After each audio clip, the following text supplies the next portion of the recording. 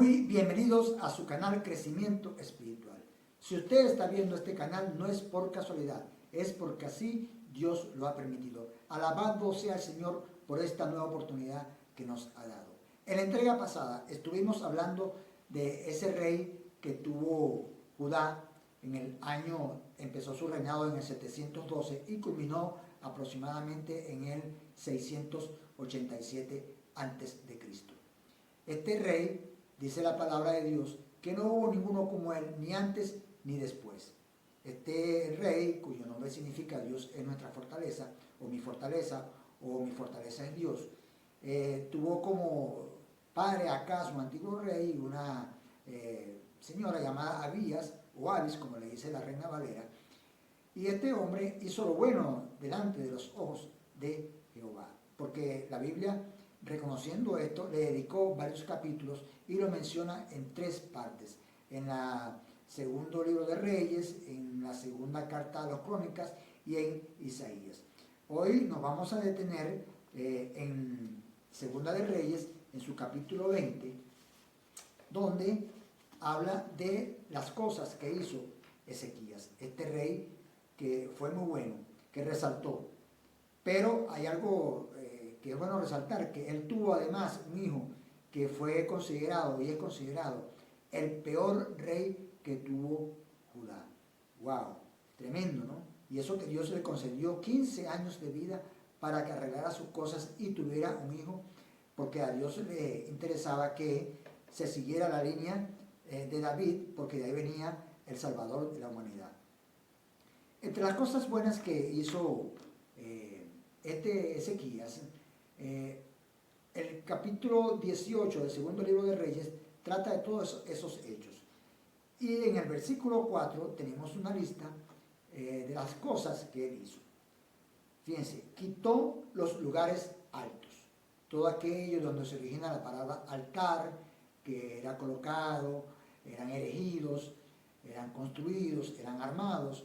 Además se hacía en lugares altos, en las montañas, en las partes elevadas, y siguiendo las costumbres de los pueblos y de ese mismo pueblo que ellos invadieron, pero que recuerden que Dios no los mandó a que los destruyeran a todos por completo, porque si los destruían, las fieras del campo iban también a afectar a los israelíes. Entonces dijo Dios que lo hicieran lentamente. Pero ellos cometieron el error de mezclarse con ellos, casarse, y bueno, Dios se lo había prohibido con las consecuencias que esto trae. Además de eso, quebró las imágenes. Hizo una gran campaña porque él estuvo más o menos 14 años en esta campaña limpiando todo el pueblo de Judá, y además cortó los símbolos, es decir, los destrozó, hizo lo que tenía que hacer, echarle fuego, ponerlos al fuego. Además de eso, él hizo pedazos la serpiente de bronce que había hecho Moisés, porque hasta entonces le quemaban incienso los hijos de Israel y la que llamó Nehustán. Esto es interesante porque esta serpiente viene de allá, de Números, del capítulo 21. Está esa historia. Entonces, fíjense que él la destroza, esa serpiente, porque el pueblo le quemaba incienso, es decir, se habían olvidado del origen y la función que tenía esa serpiente de bronce. Ellos le estaban haciendo igual como hacían con las demás figuras que como acostumbraban ese pueblo pagano con el cual estaban conviviendo.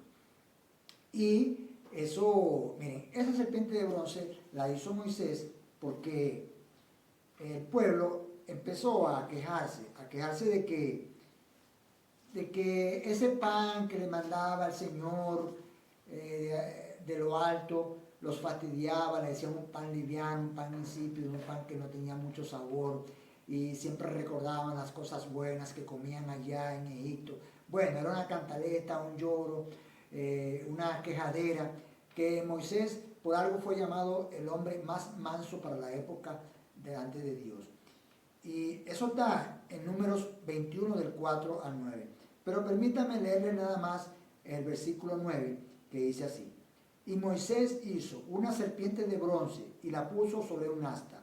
Y cuando alguna serpiente mordía a alguno, miraba a la serpiente de bronce y vivía. ¿Por qué? Porque Dios, al ver a estas personas quejarse, Dios se molesta y les envía una gran cantidad de serpientes ardientes o venenosas para que diezmara a esta población. El pueblo, muy asustado, se arrepiente, le dice a Moisés que quite esas serpientes en medio de ellos que los están acabando.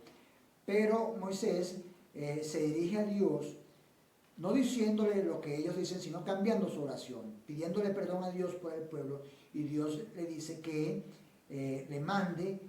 lo manda a hacer una serpiente de bronce. Bueno, entonces es un símbolo de Cristo Jesús, porque recuerden que Cristo Jesús murió en una cruz y nosotros debemos mirar a esa cruz, todo el esfuerzo que Él hizo. Me recuerdo lo que dice en Hebreos, el que lo escribió, porque mucha gente dice que lo escribió Pablo, pero hay serios indicios de que fue Pablo, pero no dice específicamente que fue Pablo. Entonces hay que tener mucho cuidado con afirmar cosas que no están en la palabra de Dios. Dice así Hebreos 12:2: puesto los ojos en Jesús, el autor y consumador de la fe, el cual, por el gozo puesto delante de él, sufrió la cruz, menospreciando el oprobio, y se sentó a la diestra del trono de Dios. Miren, esta enseñanza de las serpientes es muy interesante, porque a veces yo me pregunto, y en este tiempo no hay serpientes entre nosotros. En este tiempo, ¿acaso no nos muerden algunas serpientes? Lo dejo para su reflexión. No obstante, nuestro Señor dice, por medio del que escribió Hebreos, que pongamos nuestra mirada en Cristo Jesús. Porque si alguna serpiente está entre nosotros y nos intenta morder o nos muerde, tenemos a Cristo Jesús a quien mirar para nosotros no defendernos, sino sabiendo que abogado tenemos en el cielo para que nos pueda defender. Fíjense por qué es una figura del Antiguo Testamento donde refleja a Cristo Jesús. Fíjense lo que dice nuestro Señor en el Evangelio de Juan, en el capítulo 3, versículo 14. Y como Moisés levantó la serpiente en el desierto, así es necesario que el Hijo del Hombre sea levantado. Cuando yo vi este versículo pensaba que era referente a que el Señor resucitara, o cuando iba, después del tercer día, cuando iba a ser glorificado. Pero el Señor le revela a uno, y gracias a Dios, porque Él nos revela en su palabra muchas cosas. No sé por qué llegué en el mismo Evangelio de Juan, al capítulo 12, versículos 32 y 33. Fíjense lo que dice: y yo fuere levantado de la tierra, a todos atraeré a mí mismo. Y el 33 dice: y decía esto dando a entender de qué muerte iba a morir. Todos sabemos, todo cristiano, todo el mundo quizás sabe de qué muerte murió Cristo. Murió puesto en un lugar llamado Las Calaveras, el cual estaba más alto que los demás lugares en las afueras de Jerusalén, y era un lugar que para mirar había que levantar la vista. Y fíjense la relación que hay entre la serpiente de bronce y la muerte y la forma en que murió nuestro Señor crucificado. Y teníamos que entonces, según Hebreos 12:2, que miremos a esa figura que está allí. Entonces el pueblo se olvidó de que la serpiente era para recibir sanidad, recibir sanación. Y nosotros debemos tener muy en claro que Ezequías fue un hombre de un corazón malo, porque más adelante en otra entrega le vamos a hablar por qué Ezequías fue un hombre de corazón malo. Pero fue un hombre que detestó todo lo relacionado con la idolatría.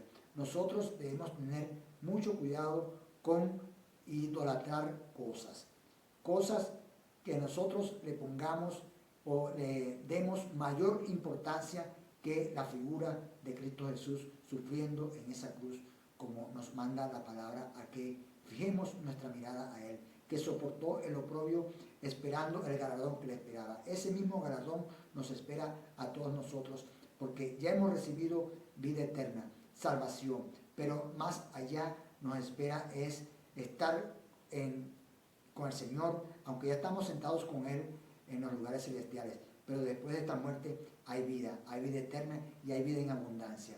Dios los bendiga a todos y espero que esto les haya servido para su crecimiento espiritual. Gracias y paz de Dios sea con todos ustedes. Amén.